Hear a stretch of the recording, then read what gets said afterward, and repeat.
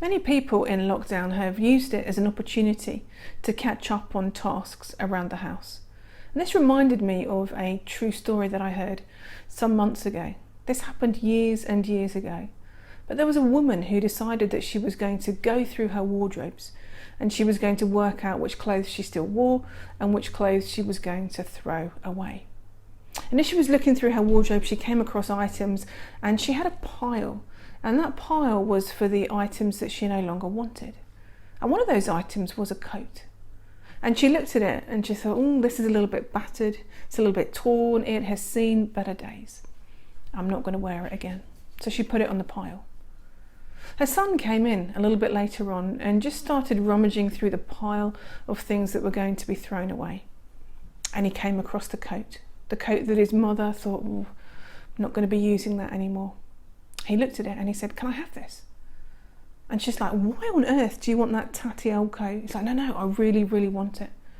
She's like, fine. So he took the coat, and along with a cut up ping pong ball and a few cuts and a few stitches here and there, that young lad created Kermit the Frog. And the rest, as we know, is history with Kermit the Frog. But to him, as he looked at that coat, he looked at it and he saw potential. He saw something incredibly valuable. To the mother, as she looked at the coat, it was tatty, it was worn out, she no longer wanted it. And I think sometimes we feel a little bit like that coat. You know, COVID has had a real effect upon us, mentally, emotionally, spiritually, and physically. We're having to do things that we never thought we'd have to do. You know, we signed up to do different roles, and those roles have kind of changed, and we're stepping out, and we're not that confident at times in some of the things that we're doing. And we're tired, and we're weary, and we're battered, and we're not sure if we're making a difference. I want to encourage us today that though we may be tired and weary, as God looks at each one of us, He looks at us like the boy looked at that coat, with a love, with a sense of, I see the potential, I see the good, I see how this can be used to bless others. I'm reminded of Paul in the book of Philippians, chapter 1, starting at verse 3. He says this to the church in Philippi: I thank my God every time I remember you.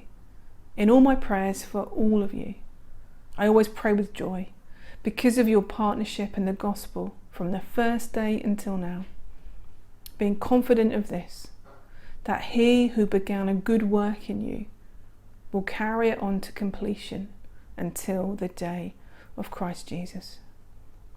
You and I, along with Paul, along with the first believers in Philippi, we are partners in the gospel. We've all signed up. God, use me. Make a difference through my ministry. We want to see your kingdom come. We want to see lives changed and transformed. And at times we question, we wonder, God, can you use me? Are you using me?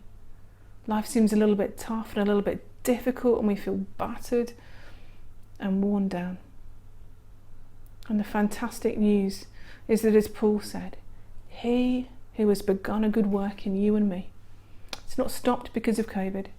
It's not stopped because maybe our roles have changed, the way that we do life has changed. That carries on.